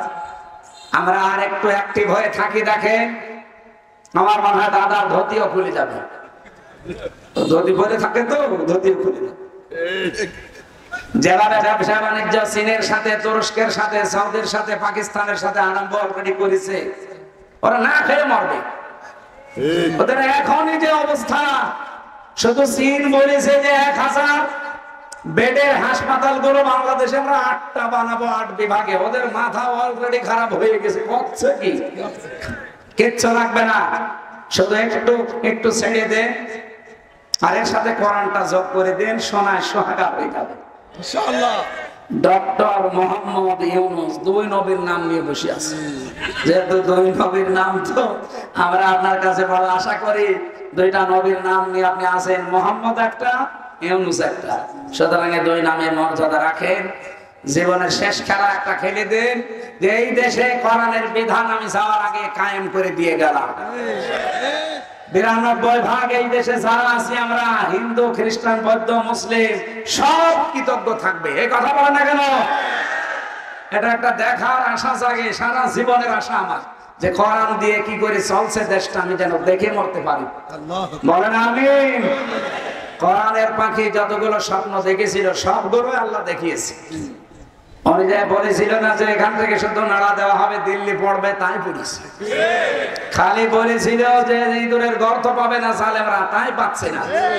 যেটা যেখান থেকে মুখ বের করছে কেরামত কাজীর মতো সেটা ধরা পড়ছে। উনি বলেছিল যে এই দেশে আমার আশা, আমার বিশ্বাস, কালেমার পতাকা পথ পথ করে উঠবে। উনি দেখতে পারেন নাই, ওনার নায়েবে রাসূল আমরা আছি না? এই কথা বলেন না কেন? আমাদের স্বপ্ন এটা, আমরা যেন চোখে দেখে যেতে পারি। বলেন আমিন। আমার কথা ছিল আমি আপনি ইসলামে পরিপূর্ণ প্রবেশ করেছি কিনা। আল্লাহ প্রথমে ডাক দিলেন ইমানদারকে। আর ইমানদার কারা? এই হাদিস দ্বারা প্রমাণিত। ভালো কাজ দেখলে আপনার ভালো লাগবে, অন্যায় দেখলে আপনার কাছে কষ্ট লাগবে। যদি লাগে তাহলে বুঝবেন আপনার ঈমান আছে, যদি না লাগে আপনি যত বড় বুজুর্গ দাবি করেন আপনার ঈমান নেই। অদখলো বড় বছর এটা। আল্লাহ বলেন সবাই মিলে প্রবেশ করো ফিসসিলমি, ইসলামের মধ্যে কাফা, পরিপূর্ণভাবে। আল্লামা বায়জাবি রহমাতুল্লাহ আলাইহি, নাসিরউদ্দিন বায়জাবি উনি লিখেছেন, তুমি যে আল্লাহ ইসলামে পরিপূর্ণভাবে প্রবেশ করলে তার প্রথম প্রমাণ হচ্ছে আত্মসমর্পণ করা। তুমি যদি দেখো যে আমি আত্মসমর্পণ করেছি, তাহলে বুঝবে যে আমি ইসলামে প্রবেশ করলাম। এখনো পরিপূর্ণ হয়নি, আরো 4টা আছে। 1 নম্বরে আপনি আত্মসমর্পণ করবেন কার কাছে? কোরআনে কারীম আমাদের জাতির পিতা ইব্রাহিম নবীর উদাহরণ সেট করেছে। সূরা বাকারার 131-32 নম্বর আয়াতে পাবেন এই দলিলগুলো। ইয ক্বালা লাহু রাব্বুহু আসলিম ক্বালা আসলামতু লিরাব্বিল আলামিন। স্মরণ করা হয় সময়ের কথা, যখন আমাদের জাতির পিতা ইব্রাহিম নবীকে আল্লাহ বলেছিলেন আত্মসমর্পণ করো। উনি বললেন আমি আত্মসমর্পণ করলাম, স্যালেন্ডার অলরেডি করে ফেলেছি। ওনার স্যালেন্ডারের ধরন কি ছিল? এখানে কয়টা ধরন পেয়েছি আমি, এদিকে তাকান। 1 নম্বরে উনি ধরন দিয়েছেন, গাছের মাথায় বসে কোড়াল দিয়ে কাঠ কাটছিলেন। আল্লাহ বলেন আত্মসমর্পণ করো আসলিম। তিনি বললেন এখানে বসে কিভাবে করা যায়? আল্লাহ বলেন গাছের মাথায় বসেই খাতনা করো। উনি কোড়াল দিয়ে ওখান থেকে খাতনা করে ডাক দিলেন, ক্বালা আসলামতু লিরাব্বিল আলামিন। এটা প্রথম ধরন, যেখানে যা বলেছে আল্লাহ ঠিক ওই জায়গায় তাই করেছে। দ্বিতীয় ধরনে এসেছে হযরত ইব্রাহিম এবং ইয়াকুব নবীর নাম পেয়েছি। জীবনের সর্বশেষ যে দিন ইন্তেকালের আগে আওয়াসা বিহা ইব্রাহিম বানিহি ওয়া ইয়াকুব ইয়া বানিয়া ইন্নাল্লাহা আস্তাফা লাকুমুদ-দীন ফালা তামুতুন্না ইল্লা ওয়া আনতুম মুসলিমুন। হযরত ইব্রাহিম এবং ইয়াকুব ইন্তেকালের আগে তার সন্তানদেরকে আমি কিন্তু ধরন বোঝাচ্ছি যে আত্মসমর্পণ কিভাবে করবেন। 1 নম্বরে যেখানে যা বলেছে সেখানে তাই করা। ওনার জীবনে বড় বড় 50টা পরীক্ষা পেয়েছি আমি। সন্তানকে জবাই দেওয়া, আগুনের ভেতরে ঝাঁপ দেওয়া, সন্তানকে মরুভূমিতে রেখে আসা, আল্লাহর কাছে 86 বছর পর্যন্ত ধৈর্য ধারণ করে সন্তান চাওয়া, রব্বি হাবলি মিনাস সালিহিন। এরকম একটা দুইটা না, পুরা জীবনে তার 50টা পরীক্ষা ছিল। প্রতিটি পরীক্ষায় আমার আল্লাহ তাকে উত্তীর্ণ করেছেন। এখানে যেখানে যা বলেছে আল্লাহর সঙ্গে সঙ্গে তিনি পাস। আল্লাহ রাব্বুল আলামিন বলেন তার দ্বিতীয় ধরন ছিল এটা। জীবনের শেষ দিন ইন্তেকালের আগে সন্তানদেরকে ডাক দিয়ে বললেন, আমার কলিজার টুকরা সন্তানেরা, অবশ্যই আল্লাহ তোমাদের জন্য মনোনীত করেছেন একটা দিনকে। এজন্য দিনের আগে আলিফ লাম দিয়েছেন। আলিফ লাম শুধু শেষ না, এর আগে কম আছে, লাকুমুদ্দিন। কম দিয়ে আল্লাহ জানাতে চেয়েছেন শুধু ইসমাইল আর ইসহাক না। ইসমাইল ইসহাক হলে কম দিতাম না, কমা দিতাম। তাম পৃথিবীতে ইব্রাহিমের সন্তান যারা কিয়ামত পর্যন্ত আসবে সবাই এই বহুবচন জমির এই কমের ভেতরে আছে। সুবহানাল্লাহ বলতে পারেন না? তাহলে আমরা ইব্রাহিমের সন্তান যারা দাবি করি, জাতির পিতা হিসাবে যাকে আমরা মানি, নাম কি? আরো জোরে। উনি ওনার সন্তানদেরকে উপদেশ দিয়েছে, নসিহত করলেন, ওই সন্তানের ভেতরে আমি নেই, আপনি নেই। তাহলে আমাদের জন্য উপদেশ কি ছিল?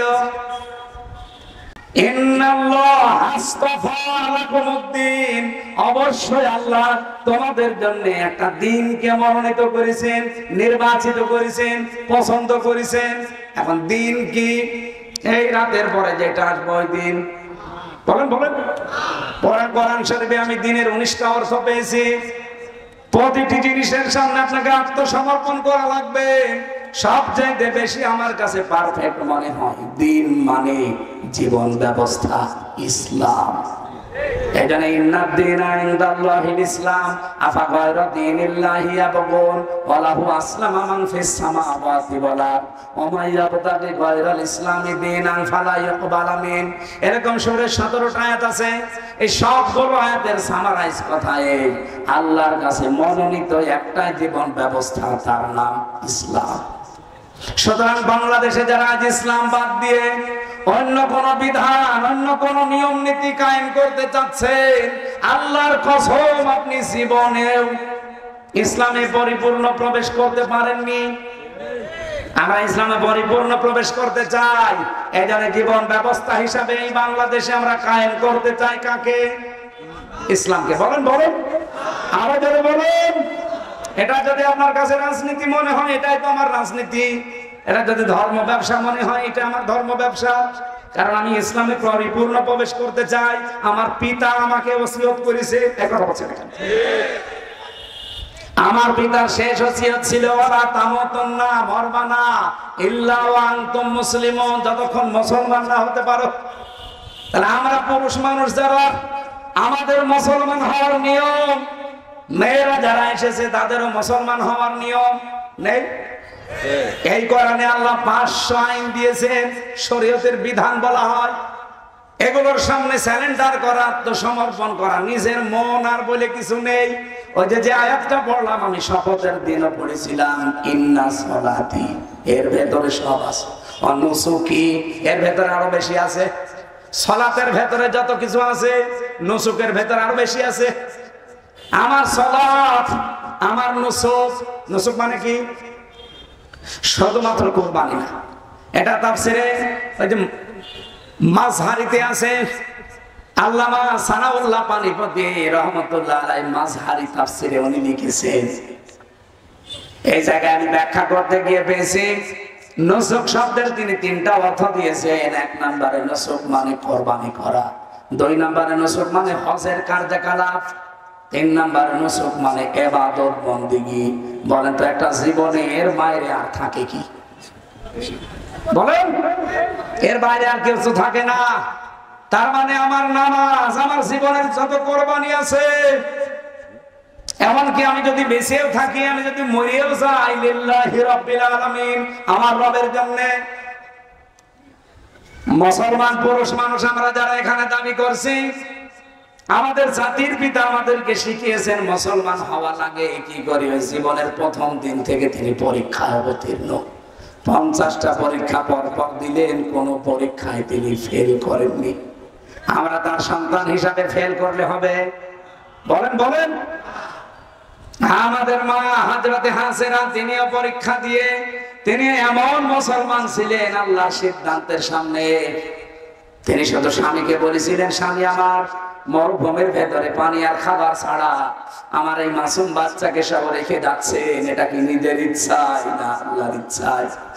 হযরত ইব্রাহিম ৮৬ বছর বয়সে পাওয়া সন্তান, কথা বলতে পারছিলেন না, শুধুমাত্র ইশারা দিয়েছিলেন আকাশের দিকে, আমার ইচ্ছা না আল্লাহর ইচ্ছা। হযরত ইব্রাহিম আলাইহিস সালামের কথা ইঙ্গিত দেওয়ার পরে হাজেরা আমাদের মা তিনি যে কথার জবাব দিলেন যে নিশ্চিন্ত মনে বাড়ি ফিরে যান। ওই আল্লাহর উপরে আমার ভরসা এতটাই বেশি আছে, যার আদেশ মতো আপনি আমার সন্তানকে মরুভূমিতে রেখে গেলেন, উনি জীবনও আমার সন্তান আর আমাকে পানি আর খাবারের অভাবে মারবেন না। তার এই বিশ্বাস সত্য হয়েছিল না হয় নাই? এখন পর্যন্ত তার প্রমাণ চমচম। কথা বলে দেখেন, নবী ইব্রাহিম দোয়া করেছিলেন আমার সন্তানদেরকে ফল ফলাদি দিয়ে তুমি রিজিক বৃদ্ধি করে দেবে। আপনি দেখেন খালি পাহাড় পাথর আর মরুভূমি, কিচ্ছু নেই, অথচ আরব জানে কোন খাবারের অভাব আছে। ইব্রাহিম নবীর দোয়া এটা, মানে হাজার হাজার বছর আগে দোয়া করেছিলেন, ওখান থেকে আরম্ভ হয়েছে। যদি ইব্রাহিমের আদর্শ আজও তারা মেনে চলতে পারে, তাদের অভাব কোনোদিন হবে না। আমরা ইব্রাহিমের সন্তান দাবি করছি, আমাদের মা বোনদেরকেও হাজেরার মতো এরকম তাওয়াক্কুল করা লাগবে, ভরসা করা লাগবে। কার প্রতি? ৮৬ বছর পর্যন্ত তার সন্তান হয়নি, কোনদিন তিনি মাজারে যাননি, কবরে যাননি, কোনো বাবার কাছে যাননি। আর আপনি আপনার ভেতরে আকীদাটা, আমি এই যে ইসলামে প্রবেশ করার 5টা কথা বলছিলাম, তার দ্বিতীয় নম্বর এটা, আকীদা সাফ করা লাগবে, আকীদা বিশুদ্ধ করা লাগবে। অধিকাংশ মেয়েদের নামাজ আছে, রোজা আছে, পর্দাও করে, কিন্তু একটু অসুখ বিসুখ হয়ে গেলে, সন্তানাদি হতে একটু দেরি হলে ওরা আর মাথা ঠিক থাকে না, চলে যায় একবারে আটরশি, একবারে চলে যাচ্ছে যে সুরেশ্বরী। আর এই যে গোয়ালন্দ ঘাট পাওয়ার আগে এক মাজার আছে, অনেকে যে মাথা ঢুকাচ্ছে, এমনকি আমার মতো হুজুর পেরে অনেকে পাগল হয়ে যায়।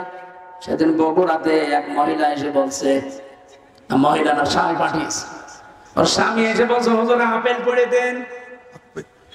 আমি আসলে ফাতিহা পড়ে ফু দিলাম, আমার কানের কাছে মুখ নিয়ে বলছে এমন ভাবে আপেল পড়বেন যেন ছেলে হয়। আপেল ফেলে দিলাম। আপেল কই? ফেলে দিয়েছি। কেন?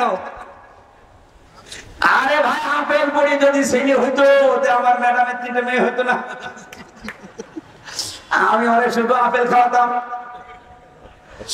এত কিছু পড়িয়ে শুনিয়ে তারপরও 3 মেয়ে, আর আপনি আমার কাছে এসেছেন যে আপেল পড়া নেবে। আপেল ফেলে দিয়েছি। আমার বউ পাঠিয়েছে খালি মারবার মেয়ে হয়, হুজুরকে দিয়ে এমন আপেল পড়াবে যেন ছেলে হয়। আমি কি ডাউনলোড করে দেব? মা বোনেরা আকীদা বিশুদ্ধ করেন। একটা মাসলুম দল বাংলাদেশে, জামাত ইসলামী বাংলাদেশ, তাদের আকীদা ঠিক নেই, আকীদা ভ্রান্ত। এই কথা তুলে অনেকে ফতোয়াবাজি করে, দাঁত মুখ খুলে ফেলা দরকার এই শয়তানগুলো। কিসের আকীদার কথা বলেন? বাংলাদেশ জামাত ইসলামের আকীদা হচ্ছে আল্লাহর জমিনে আল্লাহর দ্বীন কায়েম করা। এর বাইরে যদি কোনো আকীদা থাকে, ওই জামাত আমি মানি না। আপনি জিজ্ঞাসা করে দেখেন, যদি কেউ থাকে জামাত ইসলামের, তারা এমনি গোপনে বলেন যে তোমার আকীদা কি? ও যদি বলে আমার বাবার আইন কায়েম করা আমার আকীদা, ওরে ওই সময় ওই দল থেকে বাদ দিয়ে দিবে। আমার আকীদা হচ্ছে আল্লাহর জমিনে আল্লাহর আইন চলবে। আলাহুল খালকু ওয়াল আমর, এই কথা বলছেন না? জমিন যার আইন চলবে, এই আকীদা বিশুদ্ধ করেন। এই আকীদা অনেকের নেই, তাদের কোনো ফতোয়া নেই, অথচ এই মাসলুম দলটার উপরে আজ বছরের পর বছর এরকম মিথ্যা তহমত দিয়ে জাতিকে দূরে রাখতে চায়। জাতিও এখন বুঝতে পেরেছে যে বাংলাদেশে একমাত্র সঠিক আকীদাই এদের, যারা বলে আল্লাহর জমিন আমরা আল্লাহর আইন চাই। আমরা আল্লাহর জমিনে আল্লাহর আইন চাই না। এটা আপনি আন্দাজে উল্টা পাল্টা ধারণা করবেন না, আমি সঠিকটা বললাম। আপনি খুঁজে দেখেন যদি এর সাথে না মেলে আপনারও দল করার দরকার নেই। 3 নাম্বারটা বলছে উন্নত চরিত্রের অধিকারী হওয়া লাগবে আমাদের।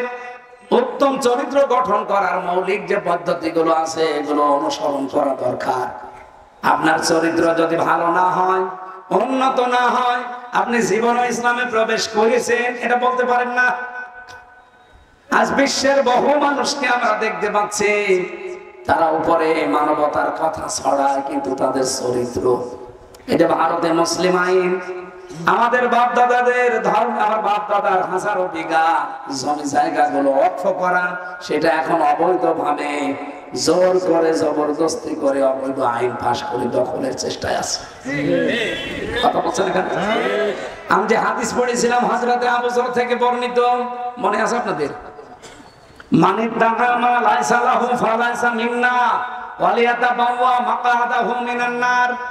যেই জিনিস তোমার না ওটা যদি জোর করে নিজের দখলে নিয়ে নাও, আমি নবী 2টা কথা তোমার বিরুদ্ধে বললাম, ফালাইসা মিন্না, ওই দিন থেকে তুমি আমার আর উম্মত না। 2 নাম্বার ওয়ালিয়াতাবাওয়া মাকআদাহু মিনান নার, সে যেন জাহান্নামে নিজের স্থান তৈরি করে নিল। আজ ইহুদি আর নিয়েছে অন্যের জিনিস দখল করে নিজের আয়ত্তে নিয়ে এনেছে ইসরায়েল, আর এই মুশরিকরা এই কথা বলছে না। 2 নম্বর বাংলাদেশের সাথে একটা মিল আছে, আমি বলছি না, আমি যেই বললাম আমি বলছি না, আপনারা বলছেন ঠিক আছে, বলার দরকার নেই। হাদিসের প্রথম পয়েন্টটা কি ছিল? মানিদ দাআ মা লাইসা লাহু, যে ব্যক্তি অন্যের জিনিস নিজের দখলে নিয়ে নেয়, ফালাইসা মিন্না, সে নবীর উম্মত না।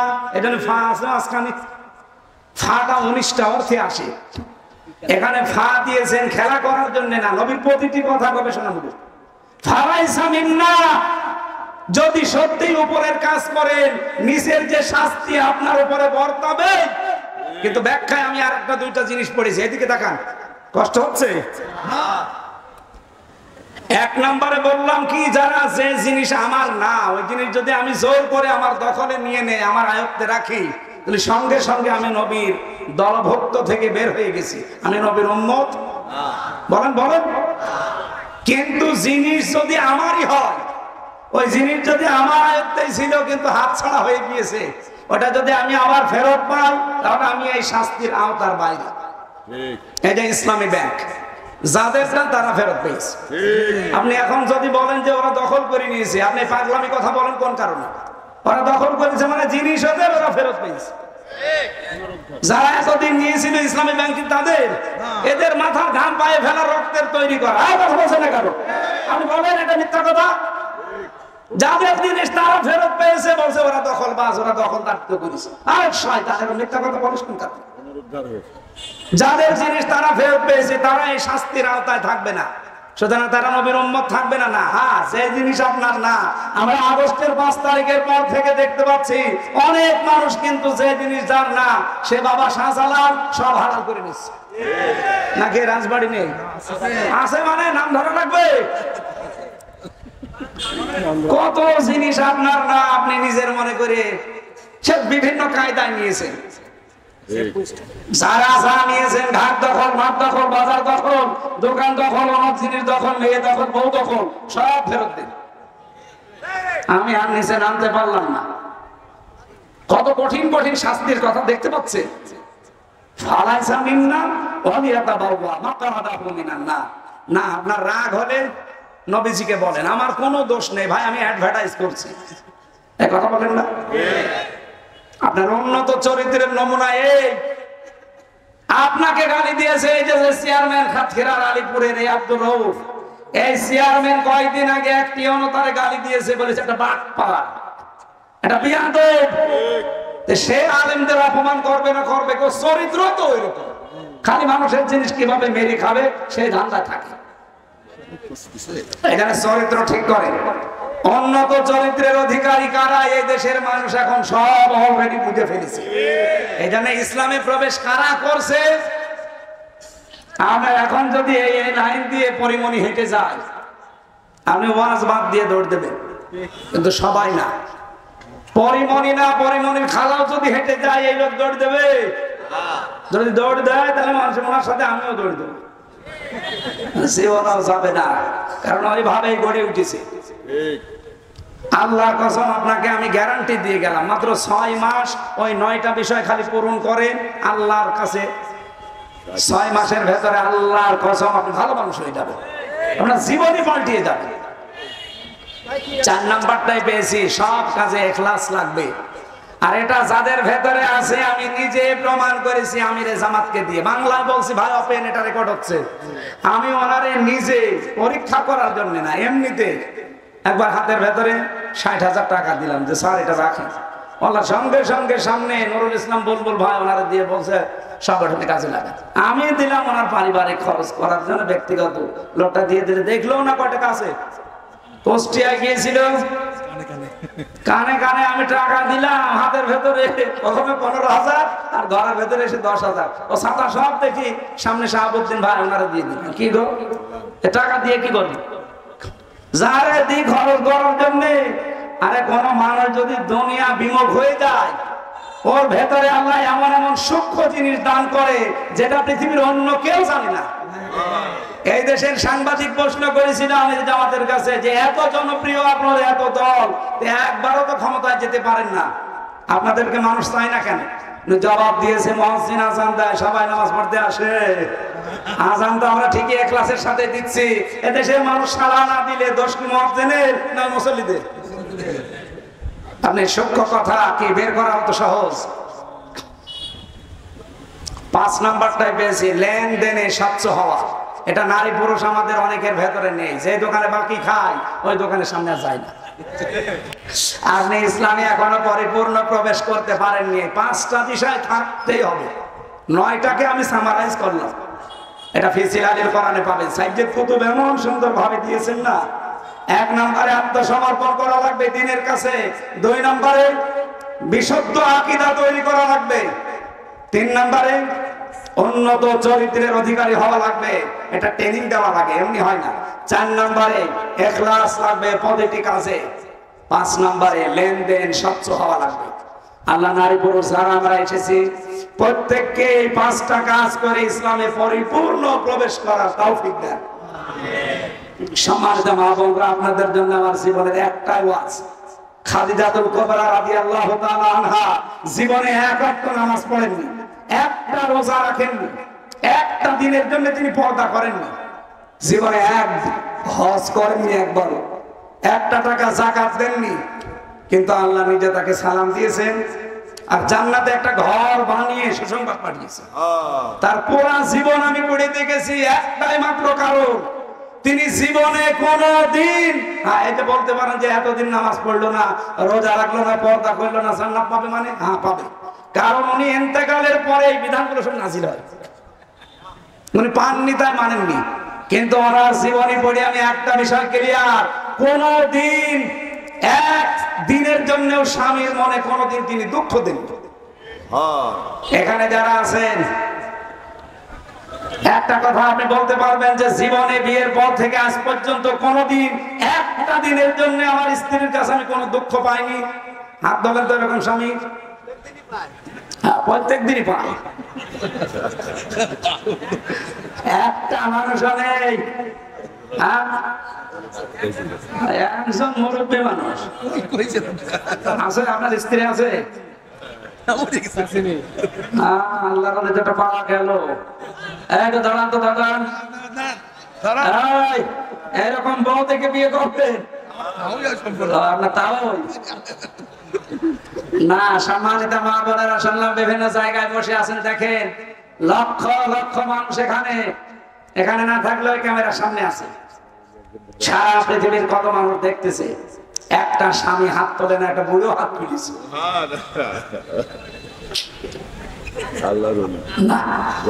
আমি তো আশা করছিলাম যে সামনে 3 চেয়ারওয়ালা হাত তুলবে,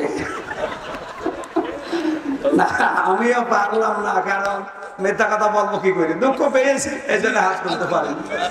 তারপরে আমি ম্যাডামের উপরে খুশি, এটা রেকর্ড হচ্ছে তো, না আজকে সে আবার থাকতে দেবে না। না উল্টিয়ে যদি বলা হয় যে এখানে মেয়েরা যদি বলেন তো যে জীবনে কোনোদিন স্ত্রীর মনে একদিনের জন্য নবীর মতো দুঃখ দেয়নি, এরকম স্বামী আছে কিনা? তাও পাওয়া যাচ্ছে। সম্মানিত মা বোনেরা, নামাজ রোজা পর্দা এটা মাস্ট বি করাই লাগবে, কিন্তু স্বামীকে অনেকে গুরুত্ব দিতে চান না। খাদিজাতুল কুবরাকে আল্লাহ জান্নাত দেওয়ার কারণে এটা ছিল স্বামীর খেদমত। আল্লাহ মেয়েদেরকে এই লাইনে খাদিজাতুল কুবরাকে অনুসরণ করার তৌফিক দিন, আমিন।